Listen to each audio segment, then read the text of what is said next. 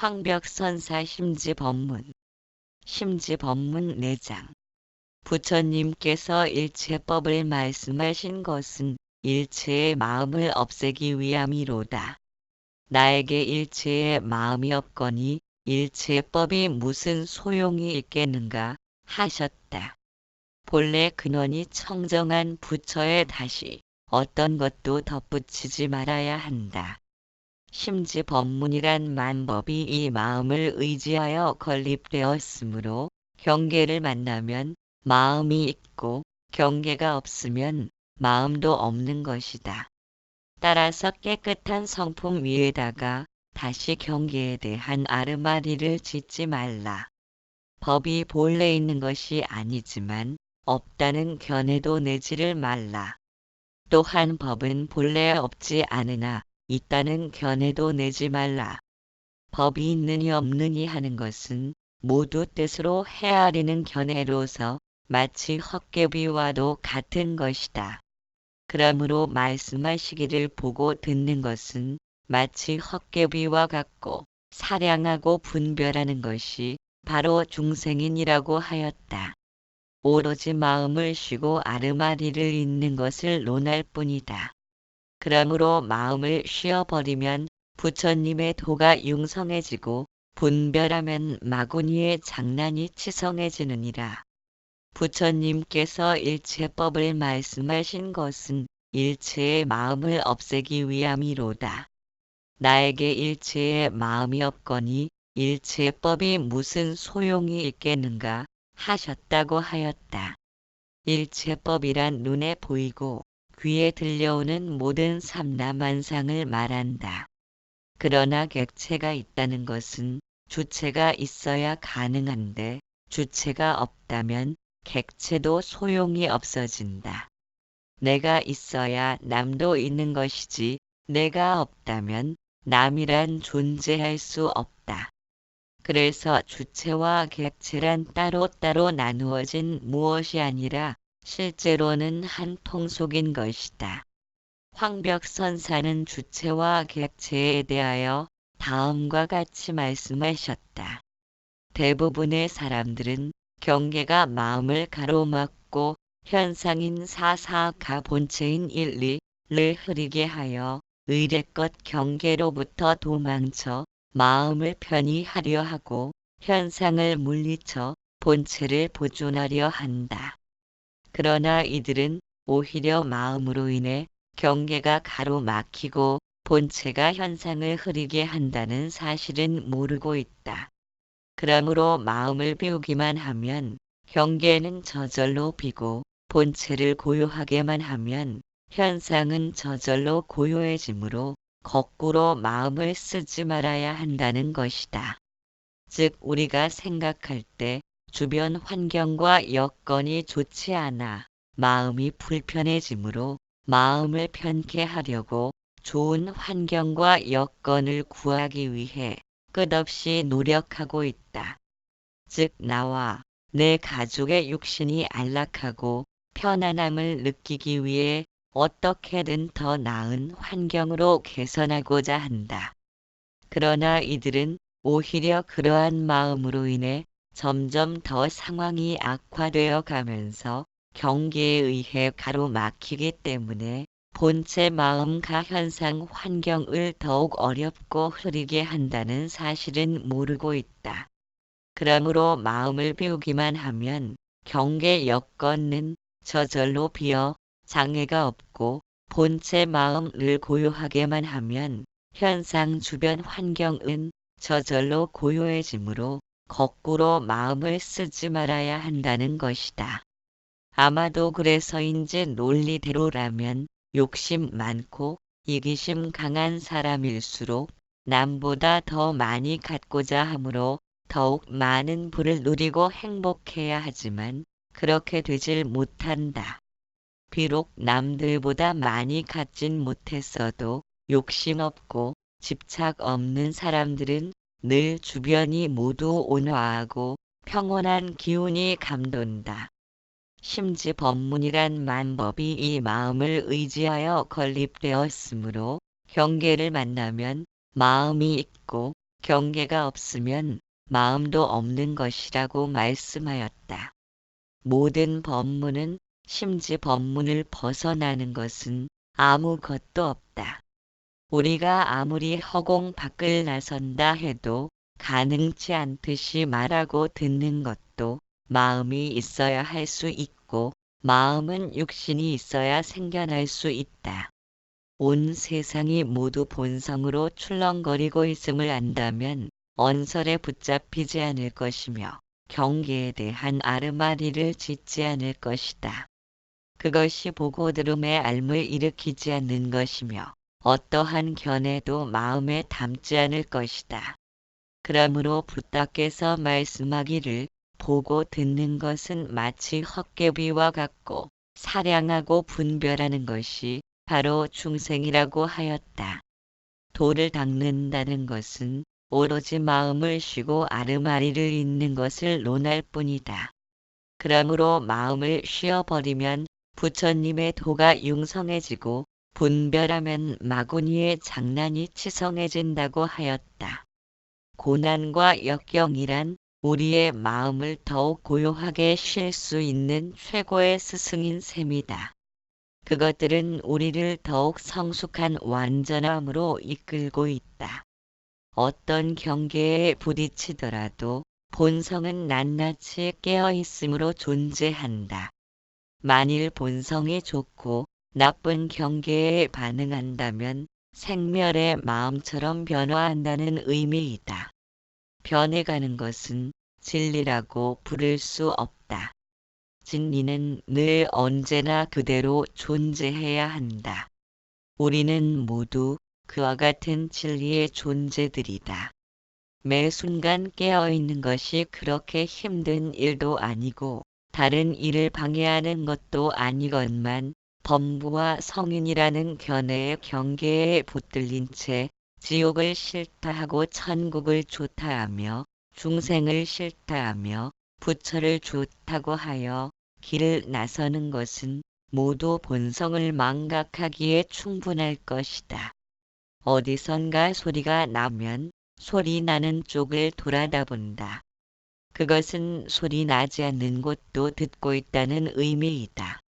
귀는 소리만을 받아들일 뿐이라 침묵의 소리는 듣질 못한다. 눈은 형상만을 볼 뿐이라 형상 아닌 허공을 볼 수는 없다. 몸의 촉감은 감촉만을 느낄 뿐 감촉 없음을 느낄 수는 없다.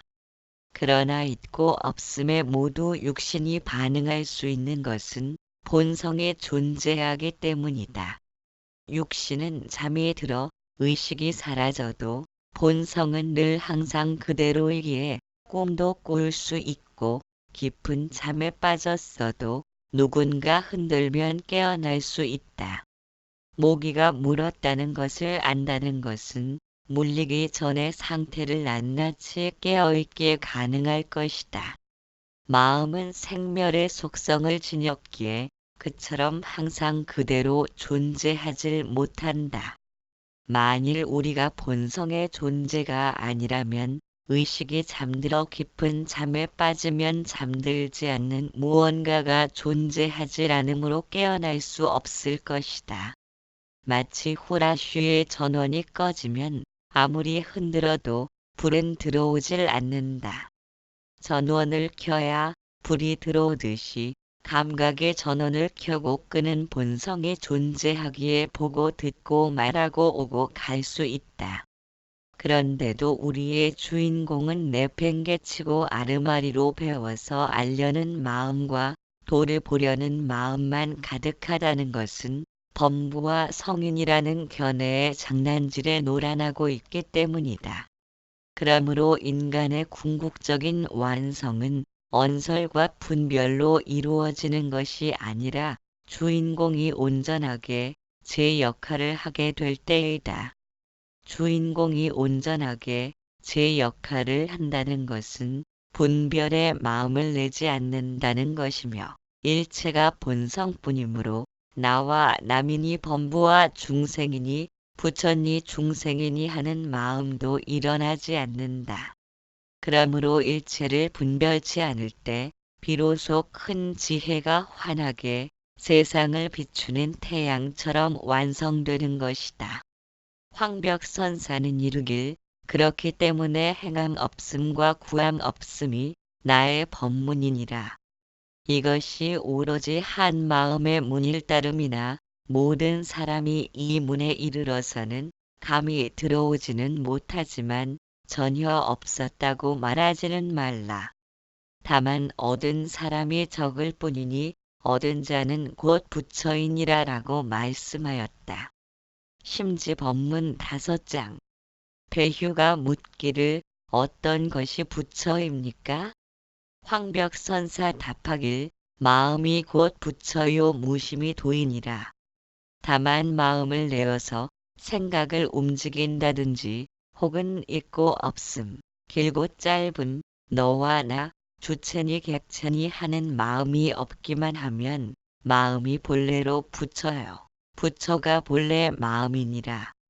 그러나 부처를 따로 구하려 하지 말 것이니 구함이 있으면 모두가 고통이니라.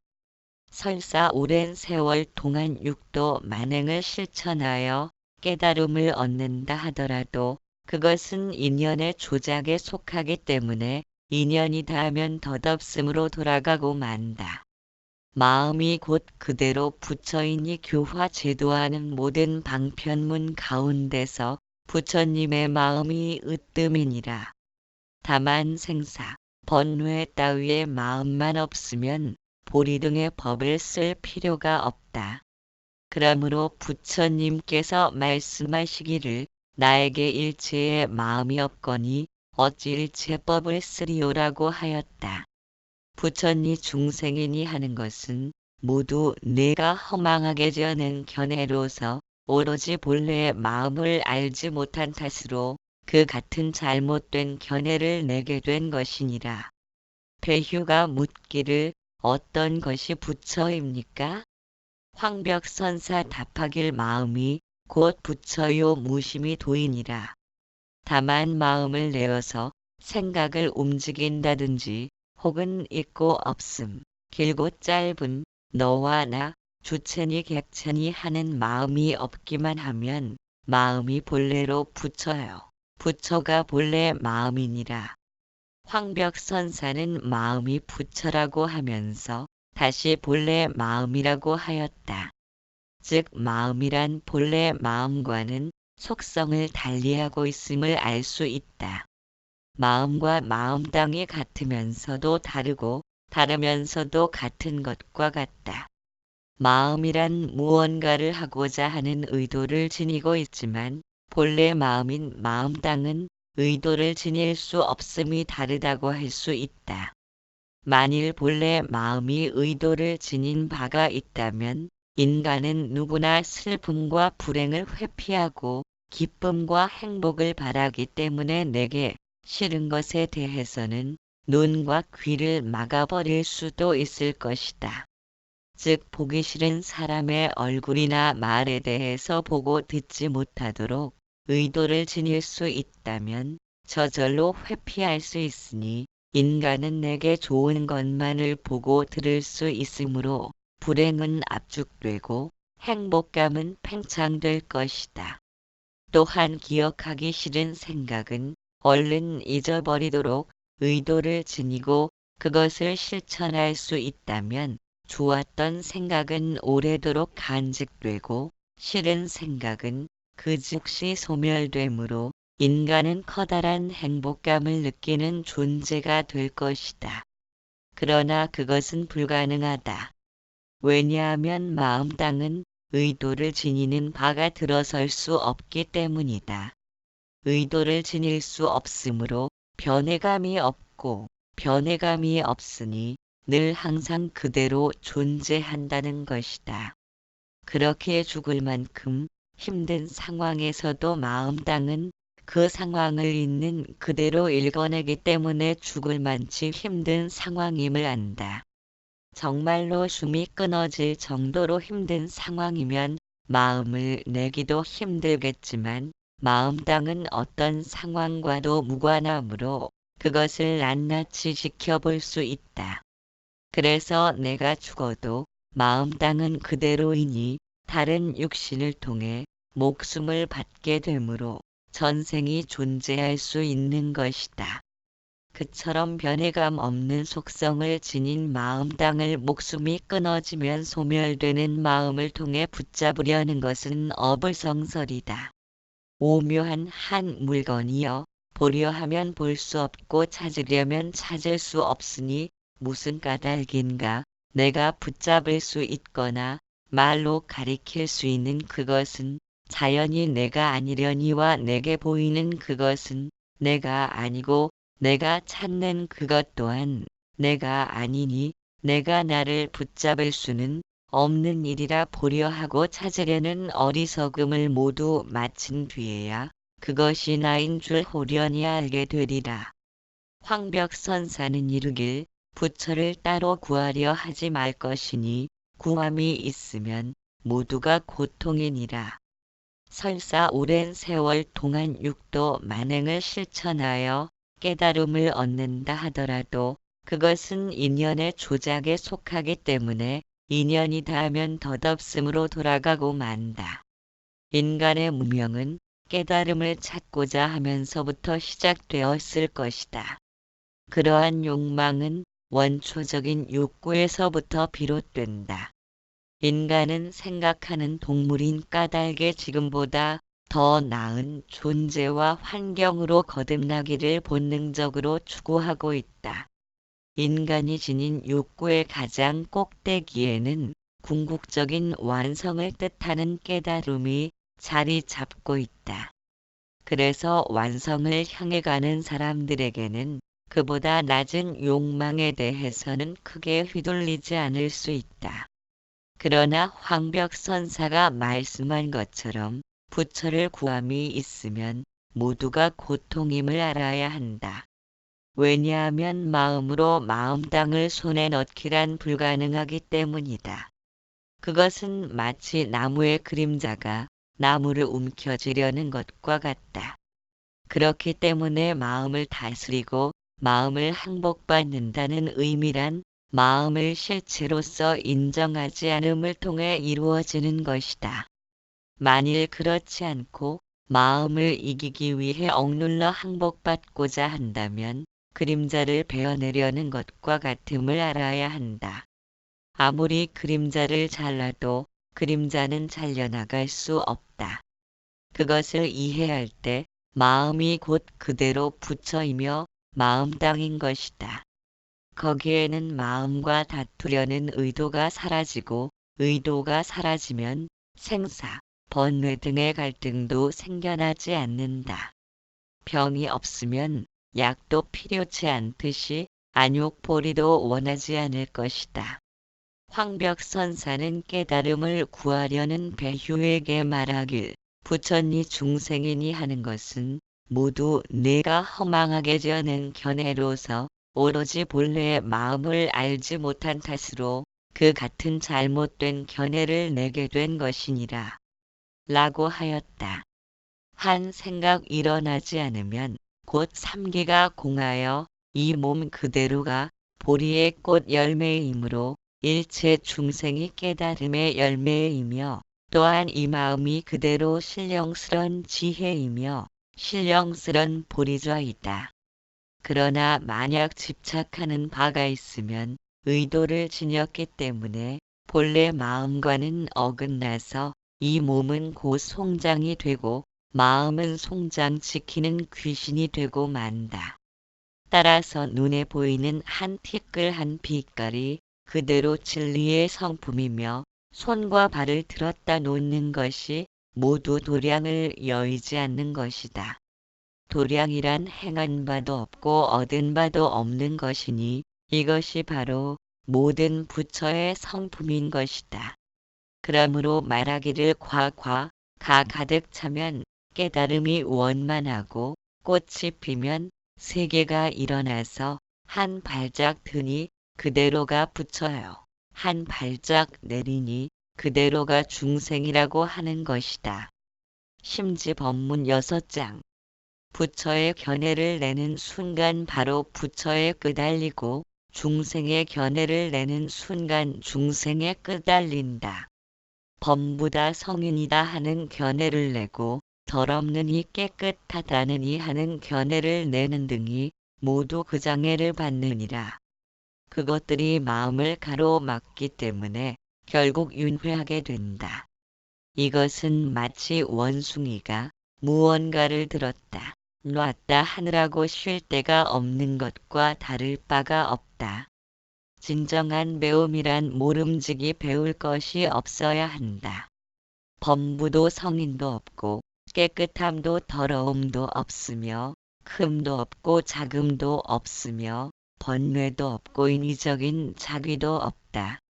이와 같은 한 마음 가운데서 바야흐로 방편으로 부지런히 장엄하는 것이다. 한 법도 가히 얻을 것이 없어서 법의 장애를 받지 않고 범부와 성인의 경계를 훌쩍 벗어나야만 비로소 세간을 벗어난 부처라고 하느니라. 그러므로 말하기를 허공처럼 의지할 바 없음에 머리 숙여 외도의 굴레를 벗어난다고 하였다. 마음이 이미 다르지 않기 때문에 법 또한 다르지 않으며 마음이 하염없으므로 법 또한 하염이 없다. 만법이 모두 마음으로 말미암아 변한 것이다. 그러므로 나의 마음이 비었기 때문에 모든 법이 공하며 천만 가지 중생들도 모두 다 같은 것이다. 부처의 견해를 내는 순간 바로 부처에 끄달리고 중생의 견해를 내는 순간 중생에 끄달린다. 범부다 성인이다 하는 견해를 내고 더럽느니 깨끗하다느니 하는 견해를 내는 등이 모두 그 장애를 받는다는 것은 어째서 그런지 이해했을 것이다. 마음에서 의도를 지닌 바가 일어나고 꺼지는 것은 마치 원숭이가 무언가를 들었다, 놨다 하느라고 쉴 데가 없는 것과 다를 바가 없으며 영상이 쉴 새 없이 흘러가면 스크린이 드러나지 못하듯 그로 인해 마음 땅을 가로막기 때문에 결국 윤회하게 된다는 것이다. 결국 배운다는 것은 마음을 가라앉히고 마음 땅을 향하는 것이기에 진정한 배움이란 배울 것이 없어야 한다. 범부도 성인도 없고 깨끗함도 더러움도 없으며 흠도 없고 작음도 없으며 번뇌도 없고 인위적 자귀도 없어야 한다. 만일 그러한 상대적인 관념이 있다면 어느 한쪽을 버리고 다른 한쪽을 취하려는 취사심이 생겨날 수밖에 없다. 취사심은 번뇌의 근본이며 생멸의 마음이다. 번뇌란 이것을 갖고 싶은데 그렇지 못하고 저것을 가져야 함으로 생겨난다. 마음은 이처럼 이것과 저것의 사이에서 오락가락함으로 고통의 원인으로 존재한다.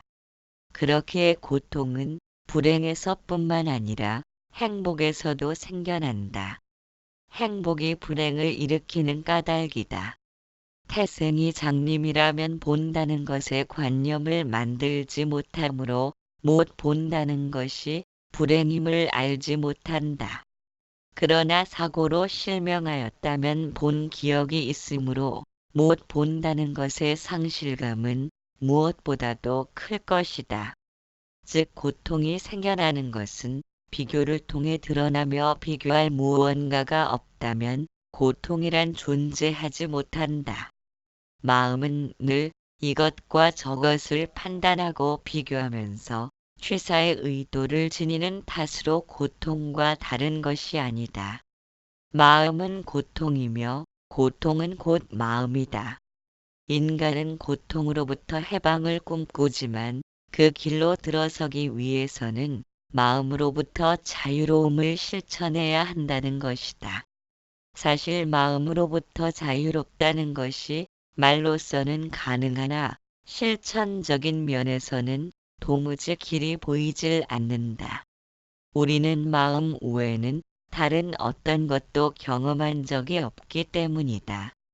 적어도 무언가를 실천하려면 자신이 알고 있는 것을 통해 접근해야 하는데 전혀 미지의 것을 통해 접근하려는 것은 말조차 되지 않는다. 꿈을 꾸는 것도 우리가 아는 범위에서만 꿀 수 있으나 전혀 상상할 수 없고 예상 밖으로 존재하는 것은 꿈도 표현해내지 못한다. 설령 꿈에서 표현이 되었다고 해도 깨어나서는 그것을 감잡을 수 없기 때문에 즉시 잊혀지고 말 것이다. 그런 까닭의 마음 땅으로 향해 가는 사람들은 마음을 통해 접근하고 있다. 물론 처음에는 그것이 가능하지만 점점 깊어질수록 반대편으로 마음 땅을 등지고 달릴 수밖에 없다. 본성을 보려는 마음과 부처를 얻고자 하는 마음이 깊어질수록 그것이 마음 땅을 가로막고 있는 장애가 됨을 알아야 한다. 경전에서 표현하는 외도란 의미는 마음을 통해 마음 땅을 향하는 사람들을 일컫는 말이다. 그들은 성취할 무언가가 존재한다고 생각하면서 부지런히 육신을 다그쳐 고행하면서 그 대가로 주어지는 무언가를 기대하고 있다. 물론 몸과 마음을 방만하게 하고 관리를 하지 못하면 마음은 탐진치 삼독으로 우거진 수풀을 이룰 것이다. 그것은 나와 남을 전부 해롭게 만드는 일이다. 육신을 구속하면서 마음을 정돈하고 집중하면 산만한 마음이 가라앉는다. 마치 흐린 물을 맑히려면 가만히 내어두는 것처럼 맑히기 위한 어떤 방편도 사실은 필요치 않다. 육신을 고요히 함으로써 마음도 가라앉는다. 이것은 육신과 마음이 동떨어진 존재가 아님을 의미한다. 육신을 오욕의 경계에서 함부로 굴리면서 마음이 평안하기를 바란다는 것은 음식을 먹지 않으면서 포만감을 느끼려는 것과 같다. 육신과 마음이 서로 연결되었음을 알면 육신을 통해 마음을 제어하는 것이 아니라 마음을 통해 육신을 제어하는 경계로 접어든다. 육신을 통해 마음을 제어하려면 많은 노력이 필요하지만 마음을 통해 육신을 제어하기란 순식간에 이루어진다. 가령 레몬을 먹는다고 생각하면 육신은 즉각 입에서 침이 흘러나오는 반응을 일으킨다. 이와 같이 마음은 육신을 움직이도록 명령하는 상부에 해당된다.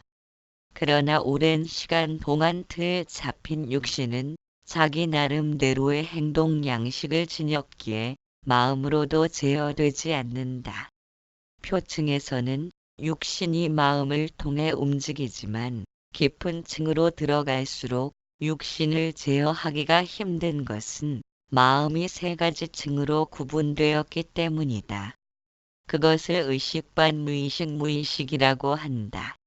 의식은 현생인 한 생만을 통해 이루어진 것이라면 무의식은 여태껏 끝없이 살아온 전체의 생으로 이루어져 있다.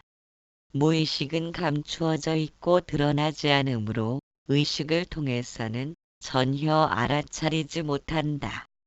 그러나 분명히 존재하며 없는 것은 아니다. 가끔 꿈을 통해 발산되기도 하지만 실제로 우리는 무의식이 전해주는 약도를 따라 삶을 이끌고 갈 뿐이다. 그것을 업카머이라고 하며 원죄라는 말로 표현하기도 한다. 인간은 자신이 지은 업에서 한치도 벗어날 수 없는 업종자이다.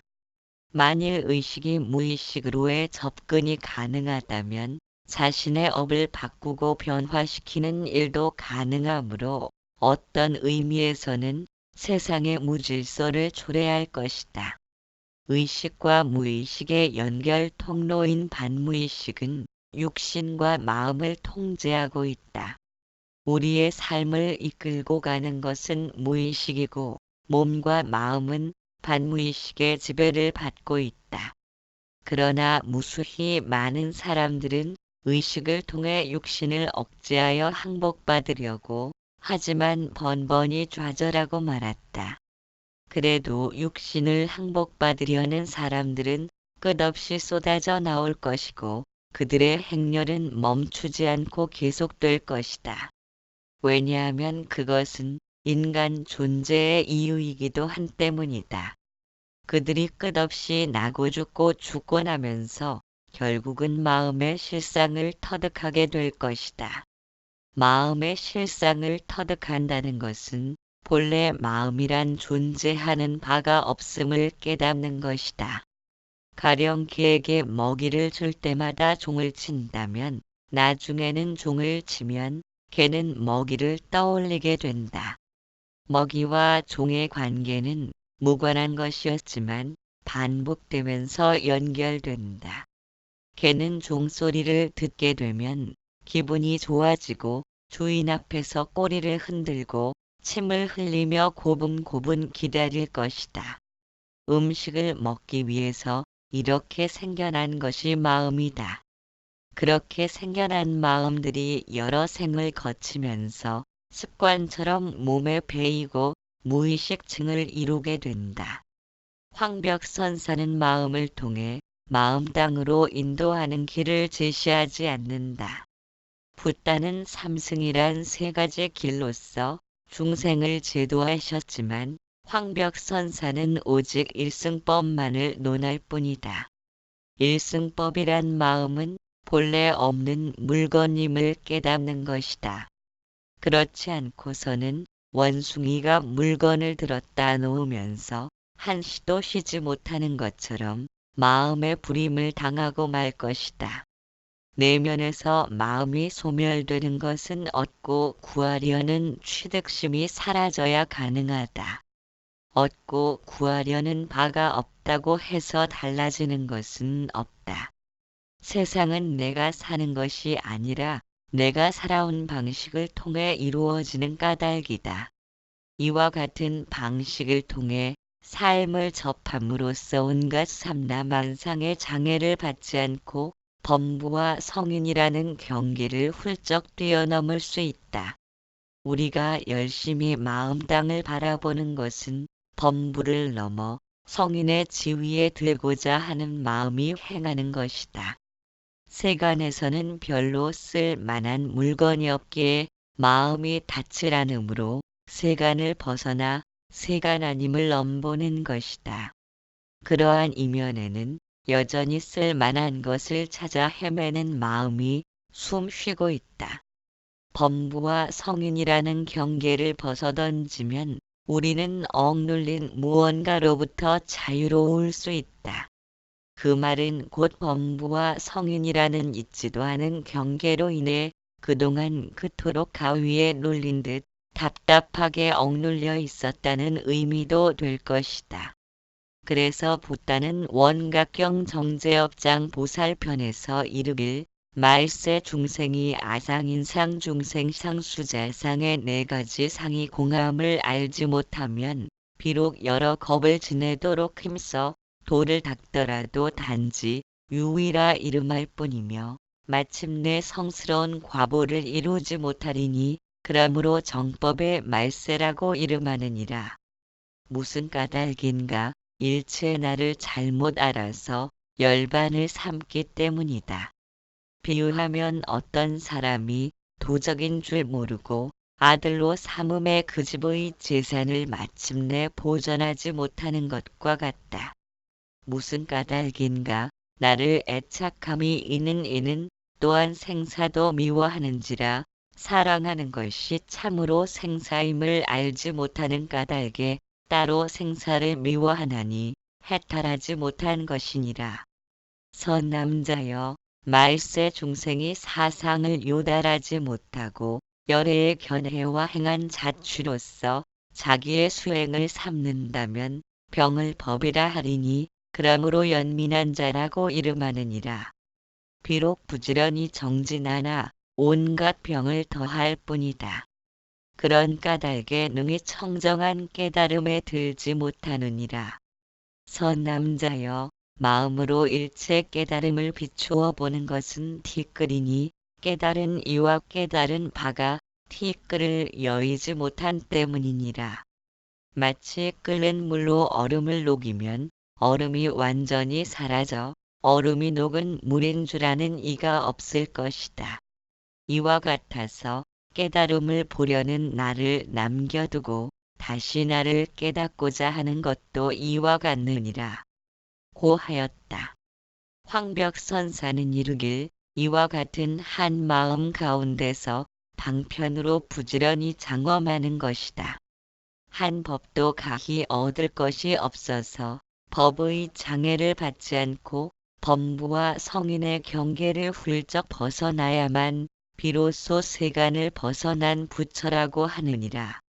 그러므로 말하기를 허공처럼 의지할 바 없음에 머리 숙여 외도의 굴레를 벗어난다고 하였다. 마음이 이미 다르지 않기 때문에 법 또한 다르지 않으며 마음이 하염없으므로 법 또한 하염이 없다. 만법이 모두 마음으로 말미암아 변한 것이니 나의 마음이 비었기 때문에 모든 법이 공하며 천만 가지 중생들도 모두 다 같은 것이다. 라고 말씀하였다. 심지법문 7장. 시방의 모든 부처님께서는 실로 작은 법도 얻은 것이 없으니 이것을 이름하여